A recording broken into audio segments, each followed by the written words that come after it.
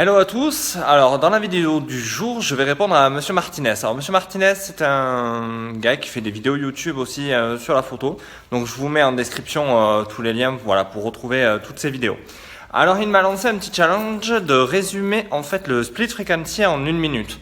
Ben, relativement, je peux le faire, mais je vais le relever et donc top. Le split frequency, en fait, c'est un séparateur de fréquences. On a en bas la couche couleur et au-dessus les détails.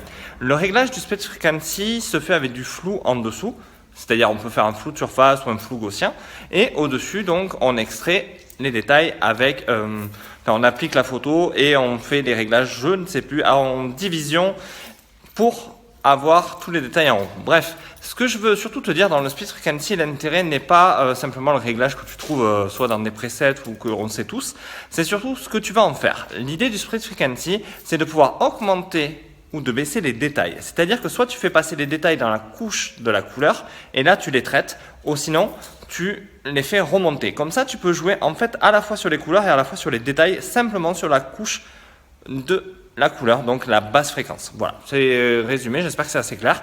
Pour moi, je sais même pas si ça fait 1 minute, mais voilà, ça se résume à ça, le split frequency.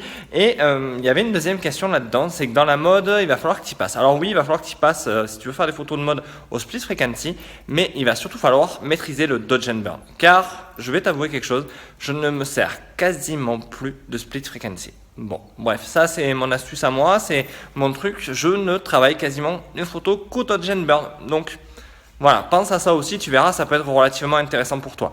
Je ferai des tutos si vous voulez, si vous avez besoin, je vous expliquerai comment faire de beaux dodge and burn. La deuxième question, c'était sur les modèles. Mais relativement, les réseaux sociaux, ouais, moi mon premier modèle ça a été ma femme, ça a été l'avantage. Donc pareil, si sous Makeup, je vous laisserai les liens dans la description. On a travaillé ensemble au début parce qu'elle se formait en tant que maquilleuse pro et que moi je travaillais tout simplement pour devenir photographe. Donc quoi dire de plus? J'espère que cette vidéo vous a plu. Donc vous avez les descriptions et tous les liens de Monsieur Martinez en dessous. Abonnez-vous à ma tête par là ou par là d'ailleurs, je ne sais jamais où. Et je vous invite à liker, partager et commenter cette vidéo. N'hésitez pas non plus à me rejoindre sur votre studio photo pour ma formation. Donc je vous parle qui va être très prochainement en ligne. Je pense dans les quelques semaines qui arrivent. Et bien alors partagez, likez, commentez. Merci, je vous dis à bientôt.